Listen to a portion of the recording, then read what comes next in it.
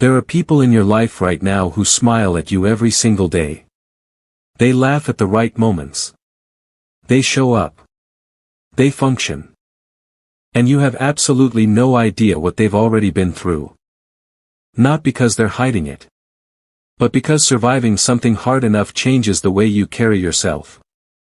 It changes the way you speak, the way you trust, the way you sit alone in a quiet room. And most people never notice those changes. If you've ever felt like the things I'm about to describe are just how you are now, I want you to stay with me. Because what you might have written off as a personality quirk is actually evidence. Evidence that you went through something most people never have to face, and somehow, you came out the other side.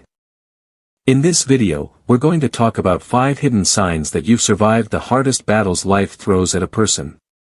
Not the loud, obvious battles. The quiet ones. The ones nobody clapped for. The ones you fought alone at 2 a.m. when no one was watching. Let's start with the one that most people misread completely. Sign 1. You've become unnervingly calm in situations that should terrify you. There's something strange that happens to people who've been through genuine pain. Not just stress, not just a rough week, but real, sustained, soul-shaking difficulty. They stop panicking. And people around them don't understand it. Someone cuts them off in traffic and they shrug. A plan falls apart and they go quiet for a minute and then start problem solving. People who don't know you well might mistake that for not caring. But here's what's actually happening. Psychology has a name for what occurs in the nervous system after prolonged hardship. It's called emotional adaptation. When your body and mind have already experienced what it feels like to be completely overwhelmed, they rebuild. They stop treating every uncomfortable moment as an emergency. You learned, at a bone-deep level, that you can survive the unsurvivable. So your brain stopped sounding the alarm for things that don't qualify. It's not numbness. It's not shutdown. It's the quiet confidence that comes from having already stood in the fire and walked out. When you know what actual crisis feels like, ordinary inconvenience loses its power over you. Researchers studying post-traumatic growth found something fascinating. People who go through hardship and process it don't just return to baseline. They surpass it. Their emotional regulation becomes more sophisticated than it ever was before. Not because life got easier. Because they got stronger in ways they didn't choose. So if people have called you unshakable, if they've said you're impossible to rattle, that didn't come from nowhere. That came from somewhere dark, and you should know that. Sign 2. Being alone doesn't scare you anymore. It heals you. There's a version of solitude that's painful. That hollow loneliness where you want company and can't find it. And then there's another version. A different kind of alone. Where the silence is actually soft, where your own thoughts become the best company in the room. If you've crossed from the first version into the second, it didn't happen because you gave up on people. It happened because you learned something about them. You learned that not everyone will handle your pain carefully. So quietly, gradually, you stopped outsourcing your sense of safety to other people. You built it inside yourself instead.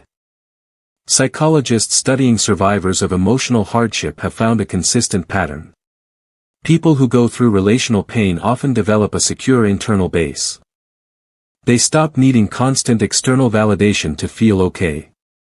They become, in the truest sense, emotionally self-sufficient. Not closed. Not bitter. Just complete in a way they weren't before. The fact that you can sit alone and feel something close to peace, when people around you panic the second they're left without noise to fill the quiet, that's not something everyone can do. Some of the most important growth you'll ever experience happens in the rooms where nobody else is present. And you already know that. Sign 3. You can read a room in a way other people can't. There's a moment survivors of hardship know well. You're in a conversation and something shifts. A slight change in tone. A smile that doesn't reach the eyes. And before the other person finishes their sentence, you already know. You know when someone's being honest and when they're managing you. This isn't mysterious intuition. There's a concrete psychological explanation. When someone goes through repeated emotional pain, the brain develops heightened social threat detection. It builds a mental library of warning signs. Your nervous system becomes a finely tuned instrument for reading what's really going on beneath the surface. A study from Frontiers in Psychology found that people who had experienced significant hardship showed markedly higher emotion recognition ability than those who hadn't. That's what you are now. A person who sees clearly. The cost of that clarity was high, I'm not pretending otherwise. But the gift of it is something not many people carry. You see what's true. In a world full of performance, that's rare. Sign 4. There are parts of you that almost nobody gets to see.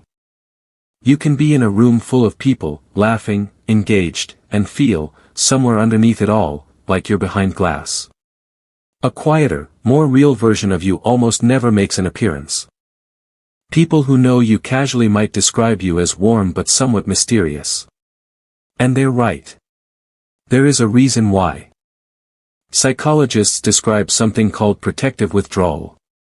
After someone has experienced enough pain from being seen and then hurt, the psyche begins keeping parts of itself in reserve. Not out of manipulation, but out of a deep, self-protective wisdom that says not everyone has earned this. It's not a flaw. It's discernment. The kind of selectivity that comes from having given too much of yourself to the wrong people before. The version of you that most people see is real. But the full version, the one that carries the memories and the grief you're still working through, that version is protected. And it should be. What you've been through is yours. You don't owe anyone access to it. And the people who've actually earned the right to see that part of you are rare. But they're the ones who stay. Sign 5. Peace is no longer boring to you. It's everything. There's a version of life most people chase in their 20s and 30s. Constant stimulation, full schedules, drama that feels like it means something. But something changed. Now, a calm evening is not boring to you. It's deeply, profoundly restorative. Psychologists who study post-traumatic growth have documented this consistently across survivors of all kinds of hardship. One of the most reliable markers of genuine growth is an amplified appreciation for life. The small things stop being small. Not because you've become naive, but because you understand, at a visceral level, what the alternative feels like. When you have lived through real chaos, peace doesn't feel passive. It feels like survival. It feels like evidence that you made it. You have trained your entire nervous system to value the absence of suffering. And most people around you have no idea how hard it is to get to that place, because most of them haven't had to. You don't take peace for granted. You know exactly what it costs. Here's what I want to leave you with. None of these 5 signs are the things people usually celebrate. But they should be. Because every single one is evidence that you went through something that had the power to destroy a person, and instead, you were transformed. Post-traumatic growth is a real, documented psychological phenomenon. Researchers who spent decades studying survivors found that people who go through genuine hardship and come through the other side don't just recover. They develop capacities they never had before. Deeper compassion. Clearer sight. Greater emotional intelligence. A relationship with life that people who haven't struggled simply cannot access. You paid for those things in ways nobody should have to pay. I'm not going to pretend that's fair. It isn't. But they are yours now, and they cannot be taken from you. So if you related to what was described in this video, I want you to sit with something for a moment. The battles you survived, the ones nobody saw, did not leave you emptier. They left you deeper. And there's a profound difference between the two. You're still here. After everything. You're still here. That's not small. That's everything. Like to learn more about human psychology? Like, comment, and share this video. Subscribe my channel now. Thank you for watching.